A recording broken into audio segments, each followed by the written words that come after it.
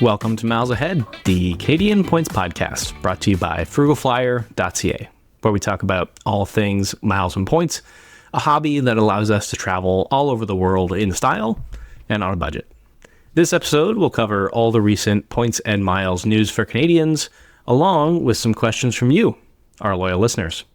As per usual, I'm joined by my regular co-hosts, Josh and Jeff. And Jeff, you recently have been a frugal flying frequent flyer for a tongue twister to start the episode. Please tell everybody where you've been. Yeah, very frequent. I just got back last night. Still pretty jet lagged from the trip home. But yeah, my brother and I went to China for just over a week, China and Taiwan for just over a week. And it was an amazing time. We figured now was a great time to strike because the visa's been dropped. So yeah, that's what prompted the entire trip to begin with. And yeah, we had a really, really great time. And there's just so many places to see in China. So we're planning to make a return trip, hopefully soon. So that visa drop-off was obviously a recent thing. So this whole planning endeavor was, dare to say, a little bit of a last-minute booking situation? For sure, yeah. I mean, our flight there, we booked on EVA Airways 3 days before we left. So yeah, very, very last minute. We were going to go somewhere. We just didn't know exactly where until we had the flights booked. That's amazing. So everything, hotels, return flights, and all that were only booked until that EVA Air flight got booked 3 days before departure. Yes, that's right. That's how we like to do it. And if you wouldn't mind sharing, what were the redemption specifics? How did you actually book those flights? With what miles? How did you search out that there was going to be 2 seats on the flight? All that good stuff. So I'd been tracking EVA leading up to the day we wanted to leave, and EVA's been pretty reliable about releasing a lot of seats on the Vancouver route, especially. So I had my eye on that, and I was just checking pretty diligently throughout the day. And just one evening, I just decided to do a quick search, and 2 seats were there. So I snapped them up right away, grabbed them. I booked through Aeroplan, so that was 75,000 points each, about $100 tax. And then for the return trip, I booked a China Airlines flight. Also out of Taipei through Flying Blue, which is one of the best award sweet spots of Flying Blue. 61,000 Flying Blue miles. You can't beat it. No, that is definitely spectacular. But Jeff's not the only frequent frugal flyer. Josh, you've also been on the road recently. Yeah, and coincidentally, I saw you there too. We were Danny, Reed, myself and our other writer Andy were all in Toronto a couple of weeks ago for the Points Travel Festival, kind of the inaugural one. Can't forget about Kieran either. Kieran was there as well, yes. And it was a good couple days connecting with the community. You know, we did a few presentations on a couple different topics, but most important, it was great to connect with everyone. And I know we heard lots of really positive comments and feedback about Miles Ahead, which was great to hear. So if you're listening right now and you know, you are at that, we appreciate the feedback and hope to continue bringing you some great content over the years to come. Yes, I had many different folks come up and say that they recognized us from the podcast and they really appreciated the Canadian-specific content. So all those kind of comments are great to hear, as Josh said, and really gives us some more inspiration to keep the project going. And we plan to continue publishing episodes every 2 weeks. But to finally get to the business of it, we've got some unfortunate news from Aeroplan that came out literally just a couple of days before we sat down to record this. So if we miss any specifics of the new Aeroplan award chart, please forgive us. We'll be sure to mention those in future episodes. And it's probably going to be a deep dive coming up here in the next little while in terms of what exactly is changing. But the main piece of news here that we're going to cover is that there is a new Aeroplan award chart effective June 1st. I suppose nice that they gave us a heads up, but Jeff, it wasn't necessarily a 100% guaranteed heads up.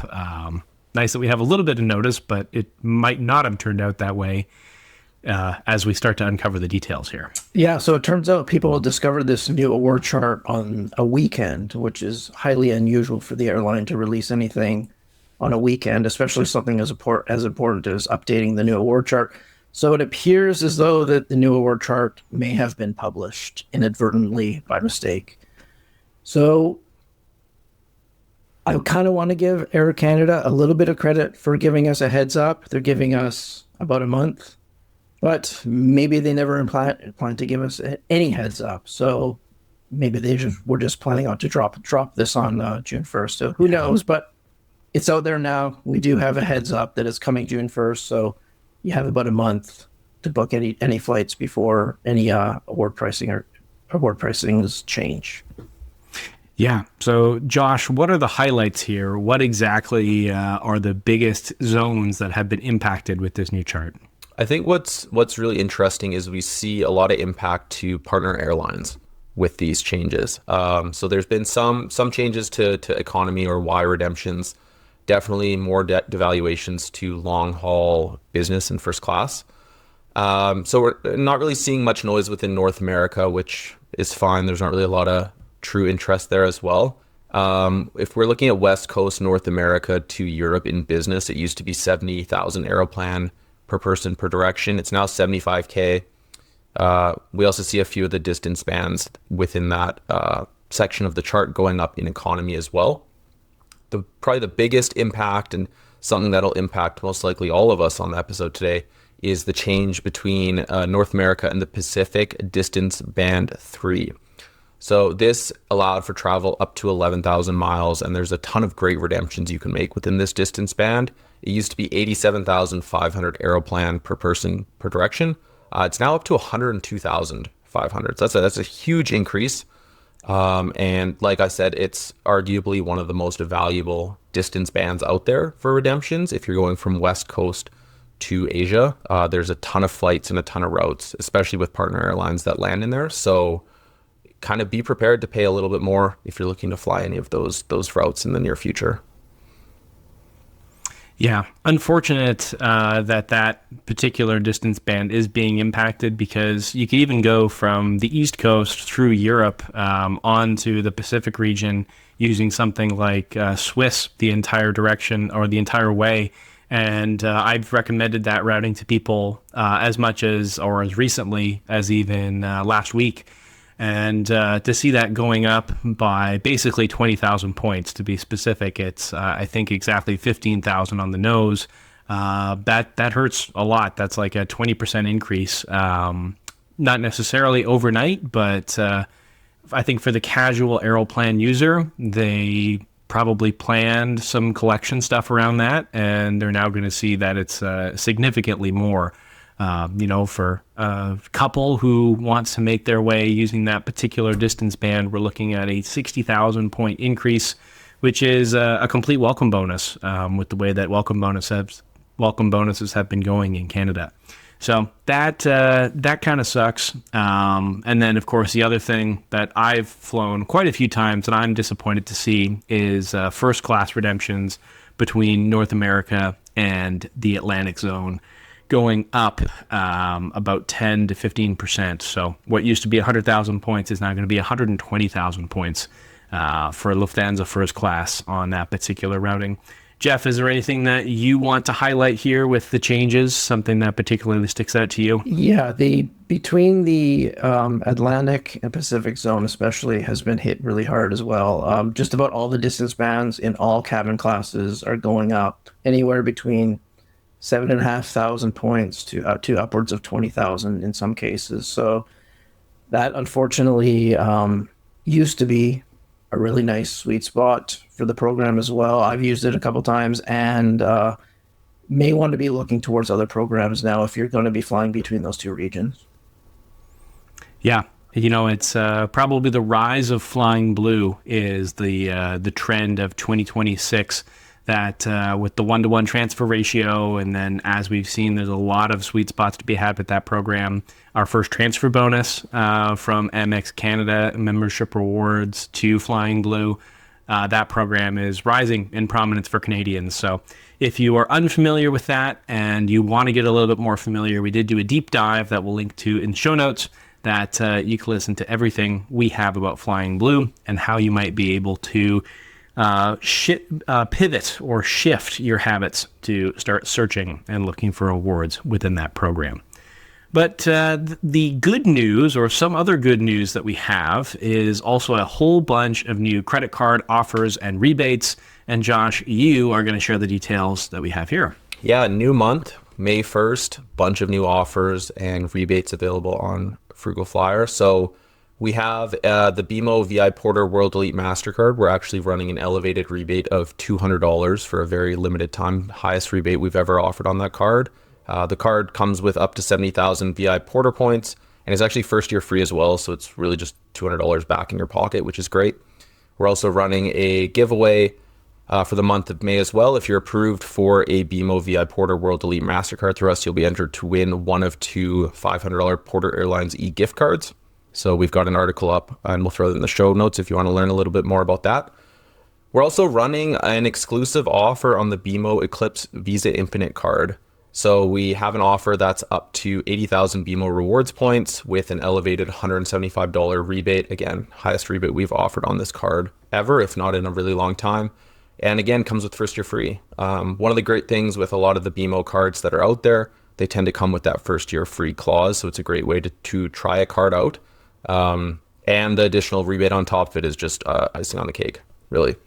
And then we have one new offer from another issuer. So this is a card that we haven't seen the offer change on really much for years, if as far back as I can remember right now. So the Scotiabank Momentum Visa Infinite Plus card, as it's now called with the recent changes, does have a offer where new card holders can earn 15% cash back on all purchases for the first 3 months, up to $2,000 in spend. So really it's $300 cash back. The previous offer was $200 cash back. So it's a great increase, and we do still have a $100 rebate on that, and the offer does include first year free.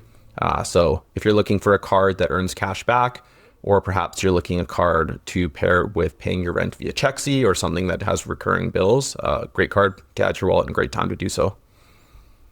All right, now I'm going to put Josh on the spot here. Does Josh remember what the new plus in Visa Infinite Plus Scotiabank Momentum does? And there's one specific benefit that it adds to the card. Without Google, can Josh pull it out of my hands are here. No, it's the eSIM. It's the eSIM. That's right. Correct? Yes, for Gig Sky. Correct? Yeah, so it's you would always get a Gig Sky benefit, and to be honest, I don't even know the specifics because I'm a Google Fi user. 8 gigs or something. It's not bad for what it's worth. No, like if it's you already not bad. have the card, and if you're someone who hasn't dabbled with other things like Google Fi or whatnot, Yeah. it's cool. It's good. Why not? Yes. And then the new Plus thing, I think, adds a couple extra gigabytes. Seems silly to add a whole new name enclosure for this one little benefit, but it's part of it. There's a lot. So there's something. It's interesting. I was just reading it the other day, and it coming later this month. Kieran has an article about the credit card tiers in Canada. There's some justification for why they did it from behind the scenes. So keep an eye out on the website. There's always a lot of moving pieces as opposed to what we see. So, but keep an eye out. Very good. Well, look forward to reading all about that from Mr. Kieran Sang. Now, Jeff, you are kind of our resident fuel surcharges tracker, for lack of a better term, as you've put together the list in the newsletter a few weeks ago. I'm going to ask you to quickly recap what we've kind of seen for fuel surcharges, because it's changing literally every day. Yeah. There's a lot. So some of these are close to a month old now, but yeah, I'll just quickly run through some of them. So Air Canada has added a surcharge to vacation packages, $50 per person. That was effective in early April. Same as early April as well. WestJet added a $60 fuel surcharge to bookings made with the RBC Mastercard companion voucher. As well, both airlines this is very recent, have increased checked baggage fees in response to the elevated fuel prices. So you're now looking at $45 for the first bag on Air Canada, second bag $60. Brutal. Yes. Air Canada Flex, the second bag starts at $60, because remember, Flex fare includes a first checked bag, so that only applies to the second bag on a Flex fare. And then WestJet has increased baggage fees by $10 each on the first and second checks bags when you pay for it at the airport. If you pay in advance during the booking process, it's only $5, and they've increased overweight and oversized bags by $50. Oof. So an oversized bag can now cost you up to $170 on WestJet, which is It's crazy. insane. Yeah. So those credit cards that include Yeah, that's what I'm thinking right complimentary now. check bag just got a lot more valuable, didn't it? Definitely. Absolutely. Yeah. And carrying on, Porter Airlines has introduced a peak surcharge per passenger per direction on flight redemptions only. As far as I know, Porter has not included any surcharges on paid cash fares. Have you guys heard anything about Porter? I haven't seen anything. Yeah, so I think it's just on redemptions right now. Yep. And interestingly, when I was doing research for our next episode, which is going to be all about the VI Porter program, they are not charging this peak surcharge on any Air Transat redemptions, which is odd to see that they opted not to include it there, but it's only on Porter flights right now. Yeah. Yeah, and Flyer has done something similar. They've introduced a dynamic surcharge, so that's just a varying number that's going to show up in your booking. Air Transat has done something similar on transatlantic bookings. We talked, I think it was last podcast, about Air France KLM. They've been the one that's been most aggressive, I think, with surcharges, especially when it comes to redemptions. I saw some people on Reddit mention that they think Air France KLM increased surcharges a second time. I saw that too. And some I people read are about now, some people are now saying up to $650 in surcharges to and from France. Yep. And Cathay Pacific as well. We talked about them as well. They've been pretty aggressive with the fuel surcharges too. And U.S. carriers across the board have raised check bags fees. United, American, Delta, JetBlue have all increased check bag fees by at least $10. So lots going on right now. That was Definitely, yeah. That was a really good week when they all increased baggage fees, because I don't know who started it on Monday, but by like Thursday, everybody had raised bag fees. You're like, oh, okay, yeah, sure. Yep, checks out. It's a copycat industry. Yep. Yes, and I think it's worth noting that with all of this talk of fuel surcharges, if you have travel planned in Europe, it's worth keeping a really close eye on those flights and making sure that nothing gets canceled on you, because we are seeing lots of talk within the European carriers of cutting any low volume routes that they can to save fuel, as they seem to be particularly impacted by all the geopolitical happenings. So if you can book backup flights or try and fly into a more major airport, if you've got some very niche European travel plans, and then rent a car or take a train or something like that, I think it's worth planning for that now, because if you wait until things get canceled, you and everybody else is going to be trying to do the same thing. So you can never plan for every eventuality, but worth keeping an eye out and maybe having some cancelable adjustments available to you.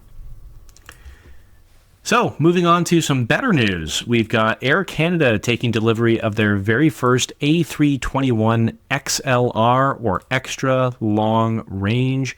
This is going to be a first for Air Canada, being that it's a narrow body plane that features lie flat seats. So this plane is going to be very busy out of Montreal. We're going to see them fly to Berlin, Calgary, Los Angeles, Lyon, Nantes, Palma de Mallorca, Porto, Toulouse, and Vancouver, all out of the Montreal hub. From Toronto, it's still unclear exactly where they're going to be flying, but it's certainly not going to be as busy as Montreal. So for those Montreal folks who are based out of there, or maybe you connect through Montreal for your international flights, look for that A321. I think as an aviation geek, that would be a very cool experience to be flying when that plane is brand new. Very light premium configuration for what it's worth. So many other airlines have gone with almost 20 business class seats and a premium economy cabin on the A321s. Air Canada, I'm going to get this wrong, but it's definitely less than 20. I think it's like 18 premium lie flat seats that they've installed. Jeff, I got that right? It's 14, I believe. 14. Yeah, Wow. So less than 15 premium seats. So e-upgrades will be hard to use. So interesting, cool to see a new plane. Personally, I would rather fly on an older plane in economy class that's a wide body over the Atlantic than a narrow body. But cool plane at the very least. Yes. All right, Josh, we now have the details for a new Tangerine credit card that has got us all fired up. We're going to spend lots of time talking about it. Yes. So we knew this was coming. We knew Tangerine was going to be launching a Scene Plus card at some point. They did say spring 2026. So it's now here. It's now available. You can apply for it. So it's called the Tangerine Rewards World Elite MasterCard. Comes with a $120 annual fee and a 30,000 Scene Point welcome bonus. So the welcome bonus is earned after $3,000 spent. And then they have an annual bonus of an additional 10,000 Scene after 30,000 spend in a card member year, which is whatever. Is the best way I can put it. It's just irrelevant for the majority of people. They kind of took a different angle with this compared to their other cards. So I'm sure many know their other cards are no annual fee. They earn cash back. Very simple to use, quite powerful cards for what they offer. They kind of moving this towards a little bit more of a travel focused card. So it does come with 4 Mastercard Travel Pass lounge passes, and it does have travel insurance coverage on it, which also kicks in if you're redeeming Scene Plus points. So that's kind of cool for what it's worth. A little bit different. The hang up for me, and it's a little bit confusing with what they've done here. And when you already have a portfolio of credit cards and it's kind of anchored to that when a new product comes out. So for those who don't know, or even if you do, the existing Tangerine cards, like I said, 0 annual fee, and they earn 2% cash back on customizable categories. So you can choose the categories you want to earn on, which is great because maybe, your spending category is not one that's traditionally on cards like groceries or dining or things like that, right? It offers a lot of customizability for cardholders, which is fantastic. The confusing thing is those no annual fee cards earn 2% on these categories. And so this new Tangerine Rewards World Elite MasterCard has the same categories you can choose from. There's 13 categories, so it encompasses a wide range of purchases, but it only earns 1.5 Scene Points on those categories. And Scene Points, there's no mystery in determining how much they're worth. They're worth 1 cent per point. So you're essentially getting 1.5% cash back in a kind of roundabout way, but that's what it is, on a card that has a 120 annual fee. So it's kind of weird. I'm not entirely sure what segment of the market they're looking to target with this one, outside of, someone who's maybe the super casual traveler, and there's not really any cards that have lounge passes that don't have an annual fee. Now, whether it's worth paying an annual fee just for lounge access, to be determined. I don't know. I'm here nor there, and there's currently no rebate on either. So we might be able to offer a rebate on Frugal Flyer in the future, but as of May 1st, it's not there. So yeah, your guys' thoughts? Yeah, I think you summed it up perfectly. When you've got a 1.5x multiplier compared to a no annual fee with a 2% cash back, the 2% cash back is easier to use. It's less Way convoluted. Easier. Yeah. I don't really get it. Maybe if I'm going to throw a wild card out here, we're going to see Scene Plus points become transferable somehow. That'd be cool in the future. Like that's the only thing that I can possibly comprehend, but I'm probably digging too much into that. However, maybe I'll throw that in as a reminder for myself and our predictions for 2027 that Scene Plus becomes Canada's newest transferable points currency. And, I'm going to throw a really wild one out there and say that it's going to be like SAS miles or something like that. Oh, just like you're going long shot, like the 7-game parlay or whatever is where you just like, if it hits though, sure. Oh my God. Right. It's interesting too. Like obviously we all know Tangerine is a subsidiary of Scotiabank, but it's very interesting to see Scene Plus on a card that isn't Scotiabank. I think it's different, right? So yeah, I get it, but I for what it's worth, even though we're kind of lukewarm on this, I still think the Scene Plus program is awesome for what it's worth. It fills a great void, for sure, but maybe not as much on this card as some of the other cards that are out there. Swing and a miss, perhaps, but maybe we'll prove wrong, and it becomes a very popular card for Tangerine. Now, Jeff, we've got a new airline joining oneworld that is not all that surprising, but what are the details here?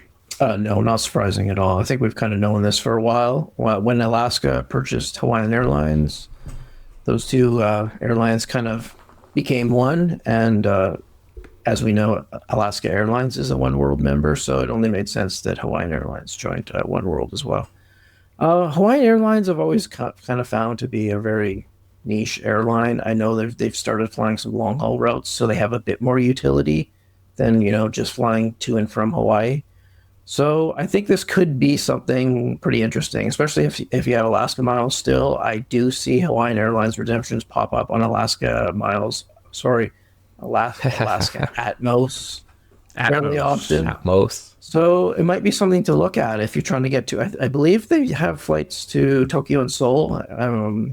I could be wrong about that. I'm pretty sure they do. But yeah, that could be a pretty good option for getting there in a pinch, I think. So definitely some utility there now. Yeah, and I think we'll see some more interesting potential deals pop up by booking through other oneworld partners like Finnair. British Airways typically does not have very good redemptions for their partners. But if you have British Airways, Avios, then you have every flavor of Avios that there is. So I think Finnair is probably potentially the most exciting one. I was recently able to redeem Finnair Avios, 27,000 Finnair Avios to be exact, to fly transcontinental from Boston to San Francisco. So they've got some interesting long-haul award charts. And while I know Hawaii is usually excluded from North America stuff, it's worth keeping your eyes out and seeing if there's anything that maybe isn't supposed to be intended released the way that it pops up. But I don't have any secrets for you at the time being. Now, a very interesting promotion that we have from Air France. You do have to act relatively quickly in order to take advantage of this. But Josh, there's a new Air France promotion specifically for Canadians. Yeah, so very interesting that we have a promotion specifically for Canadians. So up until May 3rd, so this episode's being published on May 1st. So like Danny said, you really only have a very, very limited time to book this. And travel must be done between April 22nd and September 30th. So make sure you're within that window. But for booking a one-way economy flight and ensuring that your Flying Blue number is attached, you can receive 10,000 Flying Blue points or Flying Blue miles, which is a nice little return. If you're flying with a family or as a couple, don't forget you can also create a household sharing account on Flying Blue to pool all of those miles, which makes it honestly a pretty great opportunity if you were planning to travel and you were in an area where you're looking to fly on KLM or Air France. There is also something to note too, is if you do have any US American Express cards, there are definitely offers out there right now. That is things like spend $2,000, get $400 back. So it can sweeten the pot even more. You do have to obviously book a cash fare for this offer, for both offers I've talked about, but more specifically the Flying Blue one. So don't think that you can redeem for an economy fare on Flying Blue and then receive the 10,000. But if you're already looking to book travel to Europe, April 22nd, 2026 to September 30th encompasses a big chunk of the summer season too, where a lot of people tend to travel. So it could be worth it if you can book in the next 2 days. Don't forget that. Yes, maybe we should consult Jeff and his expert last-minute booking status for planning last-minute travel. But there is a niche rental car promotion that's out. Now, I personally have never taken advantage of this promotion, but every time I see it, I'm always excited. Jeff, can you please share a couple details? Yeah, so National Car Rental is running a 1-2 free car rental promotion, where if you rent a mid-size car for at least 2 days, 2 times, you get a free car rental of how many days? Do you know how many days? Yeah, it's I believe it's a 1 day rental, that you would get that 1 day credit. And really the hack here is if you ever do one-way car rentals, or if you ever looked into this, the one-way fees can be atrocious sometimes because you're basically repurposing a car or relocating a car, and then they have to move it back. But with the free aspect of the National Car Rental, promotion, they don't make you pay that one-way fee. So if you have a very expensive car rental and the only solution is to do this one-way car rental, it's probably not worth going out there and doing 4 days of car rentals, but it might be. You never know how cheap you can get it, and that could be a good way to avoid having a very expensive one-way rental. Now, another piece of news that we have is the Air France status match. So this is exclusively for Canadians. You do need to have a Canadian address, and unfortunately, WestJet is not included. There's only Aeroplan as a status to match to that most Canadians would have. There are some American frequent flyer programs that are included as well that you can certainly look up. But if you've got a status with an American airline, you're probably not listening to this show because you fly on a lot of cash tickets from Canada. But you can look it up and see if you don't have Aeroplan status, which airlines are applicable. Now, you can match to Silver status for $150 Canadian, or you can match to Flying Blue Gold status for $299 Canadian. I did the Gold status match 2 years ago. In the summer when we were going to be flying on some promo rewards. I feel like I got good value out of it, partly because I went on to fly with SkyTeam carriers a lot later that year, which if you know the show, you know why that was. I'm not going to get into the details now with the SAS Million Mile Challenge. Without doing that, I would say it was not quite what I expected. So when you look at the seating benefits flying Air France KLM, I was expecting that all parties would get the extra legroom seats in economy as long as they're on the same booking, and that's not the case. 72 hours before, you can choose a premium seat, so not a premium economy seat, but you can choose like an extra legroom seat, this, that, the other thing, but it's only for the status member. So the any people who are joining you on the booking will not get that for free. So if you are going to be traveling with family, it's kind of like if there's two people, it's like a 50% discount on the preferred seating. And if there's any more people, then it starts to become obviously less and less of a percentage discount. So it could be worth it if you want to access Delta lounges, if you're flying Delta a lot, because the Gold status match, which would come from Aeroplan 50K, gives you SkyTeam Elite Plus, which does grant lounge access. But do your research, make sure that it for sure makes sense for you. But if you've got money burning a hole in your pocket and you really want to have the status to potentially match to other things, it could be worth it because they do soft landings. So, for example, I did my match 2 years ago, and I'm going to lose status coming up here in actually just a month because it was June of 2024, and I've been a silver member since June of 2025 when I dropped my Gold status. So I think it could be worth it. Potentially there's some extra Air France KLM Flying Blue award space available to you out there, but I haven't seen any of that myself. Now I also have been using SAS Miles to book everything, so I'm probably not the best person to ask about that. But there's potentially value. It's not a home run. You really got to do your research on it. All right, and then some news that's not particularly important for Canadian folks, unless you're in the trademark 10% hardcore points and miles users in Canada. But Jeff, we have some Hyatt award changes that are taking place. Yeah, so we knew this was coming. Hyatt announced about a month ago now, I think we talked about this briefly on the last podcast, that they are implementing a new award chart with 5 new redemption levels: lowest, low, moderate, upper, and top. Yes, and ridiculous nomenclature. I hate those names. Yeah. And there's, of course, going to be some hotel category adjustments coming. Some hotels are going to be moving up in category. Some are moving down. We now have an exact date that this will be happening. It's going to be happening on May 20th, 2026. So on that date, 136 hotels are going to be changing categories. 112 are going to be going up, at least one category, and 24 are moving down. So that's a little out of balance, isn't it? But not all that unexpected. Yeah. Yeah, and all reservations made prior to that May 20th date will fall under the current award chart. So if you have some Hyatt points you're looking to use, you're probably going to want to use them before that date to lock in any reservations. Maybe even do some speculative bookings because you can just cancel it for free if you don't end up needing it. So, yeah, that's kind of where we're at with Hyatt.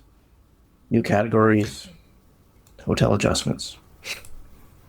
Yeah, I think this pushes Hyatt just even more into the niche use case for Canadians, considering that you can certainly get a lot of chase cards, but this is like very deep down the road, like probably 2 years into having U.S. credit. Can you really start to maximize with Hyatt? And they're not as bad as Marriott, Bonvoy, or Hilton, but using fixed value point types, which we have tons of in Canada, I think is really going to be the move per se to lock in value from hotel redemptions and to cover that bill, because hotel points, it's nice to collect them. It's getting harder. Spending them is getting much harder. Free night certificates, those are still super valuable for some brands. We're not going to get into free night certificate details right now. But yeah, Hyatt, if you haven't started looking at the program, pay some attention to it, but it's getting a lot less attractive than it once was. All right, and then a new co-branded credit card in Canada, Jeff. Can you believe it, Jeff? We have another new co-branded credit card in Canada. Not to beat a dead horse that's already dead, but Jeff, of course, did predict that we were not going to have any new co-branded credit cards, and here we are. Josh, please give us the details of the United MileagePlus Neo World Elite Mastercard in 8 words of its lovely long name. Yes, it's been kind of a wild first half of 2026. We've seen a few cards come, a few more cards coming down the line too. Feels much more than a typical year, so it's good to see. So yes, the United MileagePlus Neo World Elite Mastercard, new card launched a couple weeks ago now. Has an $89 annual fee, which is interesting. It's kind of on the lower end of annual fees for what we see for co-branded cards, especially at the World Elite level. So that's interesting. It does come up with a welcome bonus of 20,000 United MileagePlus miles. So you earn 5K of those on card activation, and then the remaining 15K is earned after spending $3,000 in the first 3 months. It's okay. And then the earning rate, so it obviously earns the most. It earns 1.25 MileagePlus miles per dollar spent on United and Star Alliance flights, and then 1 MileagePlus mile per dollar spent on dining and groceries, and then questionably 0.75 miles per dollar spent everywhere else. I wish they would have maybe bumped everything up by 0.25 to make the base level 1, but here we are. That's what they've gone with. So keeping in mind that $89 annual fee, the benefits actually aren't that bad. For what it's worth, it's a pretty solid card for what's available. So it does offer a 5,000 point renewal bonus on account anniversary. So there is some incentive for holding the card year by year. It does, similar to other co-branded cards, it does offer a first free checked bag on United operated flights, but there is a bit of a catch with this card. It's only for the card holder. So don't fly with your family of 6 and expect everyone's going to get a free checked bag. It's just the card holder. So something to take into account, because other co-brands in Canada work the opposite way, where they cover up to 8 people on a reservation or whatever it may be. That being said, there's also Group 2 priority boarding on the card for the card holder, and that does include all of the guests on the itinerary. There's no limit to that. So card holders will earn a bit more when booking United flights, even on basic economy. What's very interesting is they get access to additional Polaris business class award space. We do have a review on the site. We'll throw that in the show notes. It's a good product. Some of the lounges are apparently supposed to be really excellent as well. I haven't had the chance to visit one, but I've heard great things. And tied to that availability, cardholders also get a 10% discount on redemptions. So you save a nice little bit of your MileagePlus miles when redeeming. And then even better, it's on a ton of cards now, but I still think there's a lot of value. It's $120 Nexus credit. And I think we'd all agree, and if you got the whole Frugal Flyer team on a call, we'd all say the same thing. If you don't have Nexus and you travel with any sort of semi-regularity, get Nexus. It is one of the best things you can get. So when you wrap all of those things up for an $89 annual fee, like, it's pretty good. I quite like it. We do also have a $100 rebate through Frugal Flyer. So if you are looking to apply, you can apply through us. And we'll throw it in the show notes too. Danny did an excellent launch article that goes into the details of the card and his experience with United MileagePlus and kind of how he foresees the value of the card, as within the first year and driving it onwards for years to come. So check that out, as he's much more well versed in the program than I am. Yes, I think that there is potential for the card, but if you're only going to engage with United in this particular format, it's a niche value at best. I think if you're a more advanced points and miles user, there actually is quite a good case to get the card. So if you're curious for more of my thoughts, we're not going to share those here as we're already almost at time for this news episode, but feel free to read those, and maybe you can throw something for your question of the month, which is what we're going to move on to right now. How's that for a transition? So our question of the month, our first one comes from Kellen. He says that he really loves the podcast. It's the best in the space for Canadians. We certainly appreciate that, Kellen. Kellen is a 19-year-old university student. He's just getting into points. He started with the RBC Ion Plus, which is an excellent card to start with. I would recommend that card to everybody. I think every single person in my family has the Ion Plus as one of their main daily drivers for spending. He is curious what we would recommend for a roadmap for a young student like him. And then he's also curious about redeeming points for travel. He allegedly has a little bit of experience booking award travel already. What kind of step-by-steps would we give for key advice? Understanding flexibility is king, and what should he be focusing on?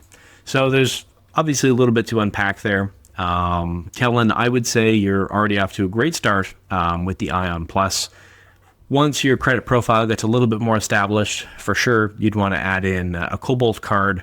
The Marriott cards would also be excellent additions, as long as you're going to use the free net certificates. I would be cautious to jump on those too quickly. If you're not going to use the free net certificates, or you're going to use them for like a Fairfield Inn, that sort of thing, it might not have a ton of value, and you're stuck paying the annual fees year after year. But the one piece of advice that I can give you from a roadmap perspective to make it easier for business cards in the future is start some sort of a side hustle, whether that's, you're going to be mowing people's lawns, or shoveling snow, anything that you can use to a bank to justify, hey, this is something that I'm doing, will make you more comfortable applying for business cards in the future.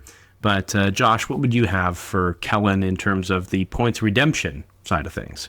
Yeah, I think so obviously, first of all, if I started this at 19, I think you're in a fantastic spot. I would have loved to know about this stuff that early on in my life when I was still in school. That would have been fantastic. You're on a good path with earning. I like that. I think Danny's suggestions are 100% what I would mirror. And, as you kind of grow within the hobby and you're able to do a bit more spend and all of that, you unlock more cards, more income, etc.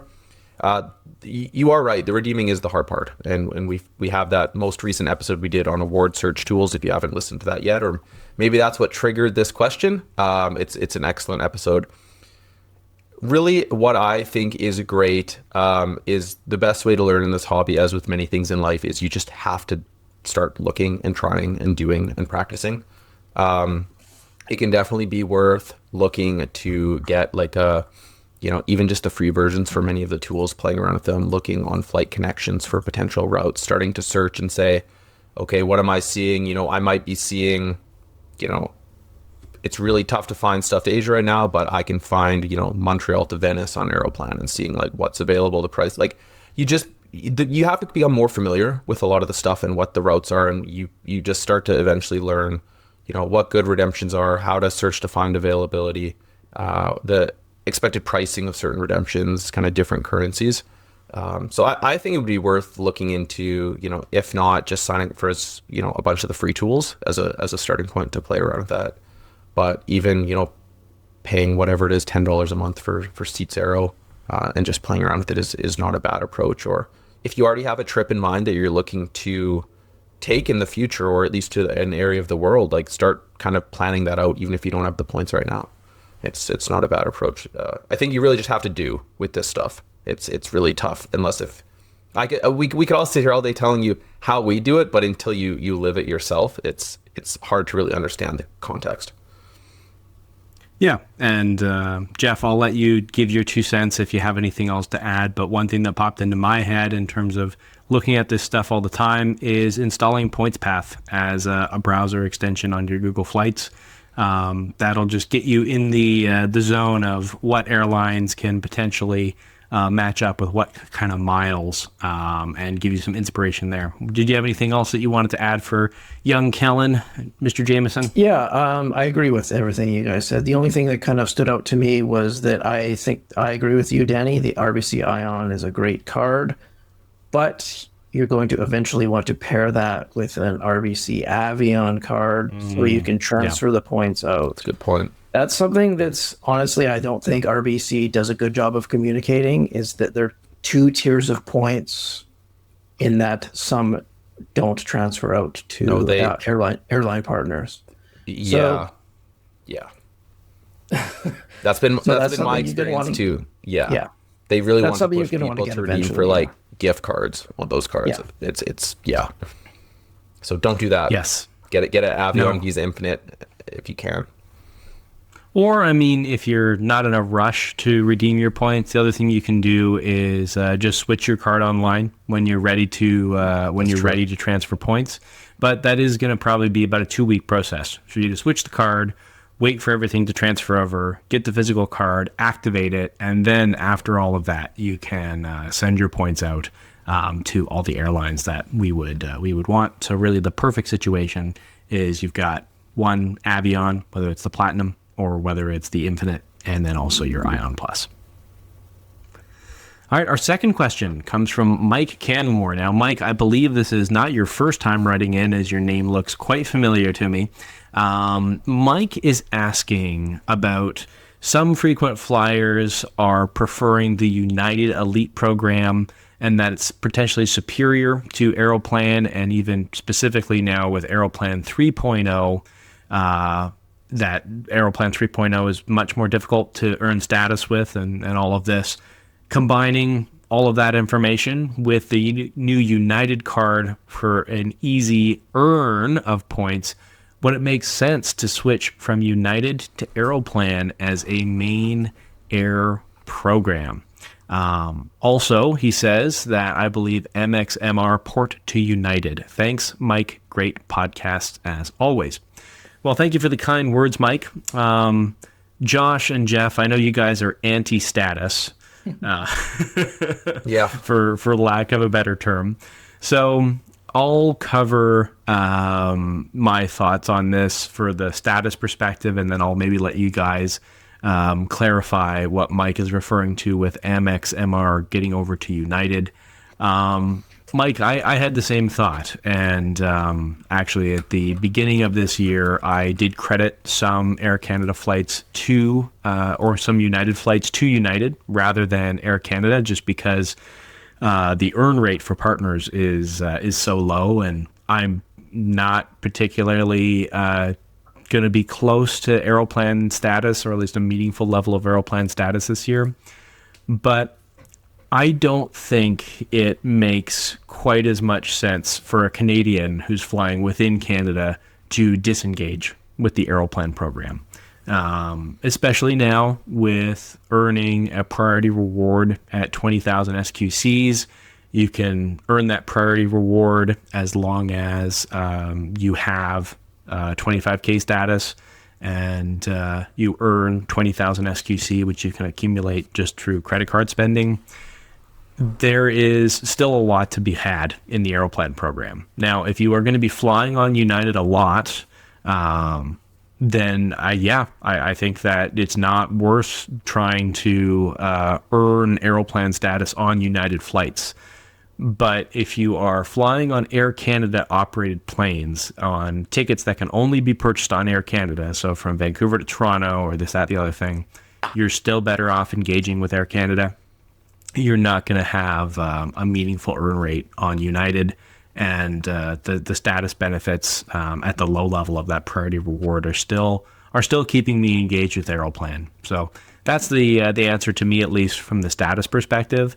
But Jeff, what is Mike onto here when he says that Amex MR can make their way to United? So he's right. You can transfer them to United, but not directly. So what you would have to do is transfer them to Marriott Bonvoy first, and then onto United. So now you might have to help me with the math here. So Amex MR transfers to Marriott at 5 to 6. Yep, 1.2 or 1 to 1.2. Yeah. And then United has that special agreement with Marriott Bonvoy where it's a 2 to 1 transfer ratio. I believe I have that correct. Correct. Yeah. So let's make the math easy here and say that you're going to send 100,000 Amex membership rewards points to Marriott Bonvoy. Right. That would leave you with 120,000 Marriott Bonvoy points.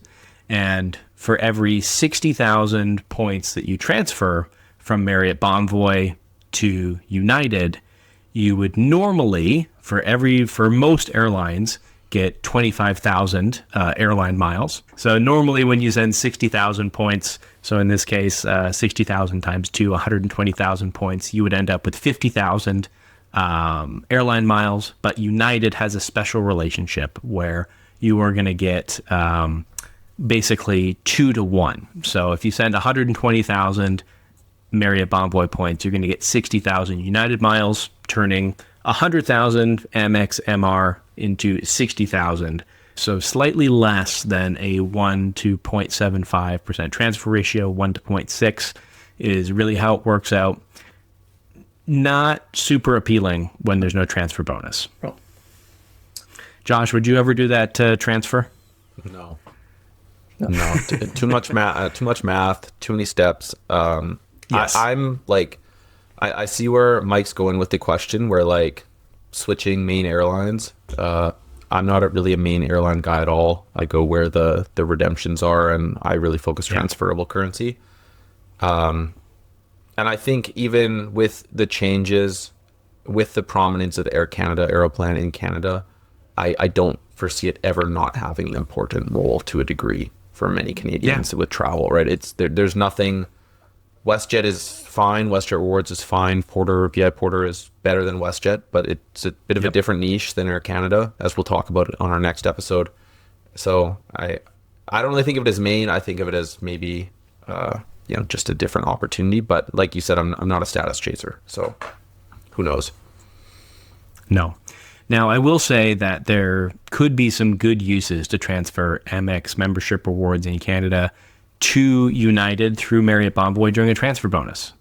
So when we have a 30% transfer bonus, you can turn 110,000 Marriott Bonvoy points into 110,000 Amex Canada points with a 30% transfer bonus into 90,000 United miles, which 90,000 United miles can get you a lot of places.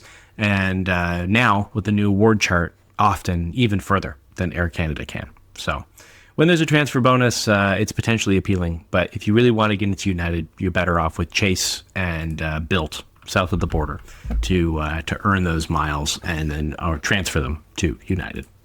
That is going to do it for this episode of Miles Ahead. Thank you so much for tuning in and listening to us ramble on about the points and miles news for Canadians. If you have a comment or a question you'd like us to answer on air, feel free to drop that at FrugalFlyer.ca/podcast or write your comment wherever you're listening or on the episode page at FrugalFlyer.ca. Thanks for listening. Bye, everybody.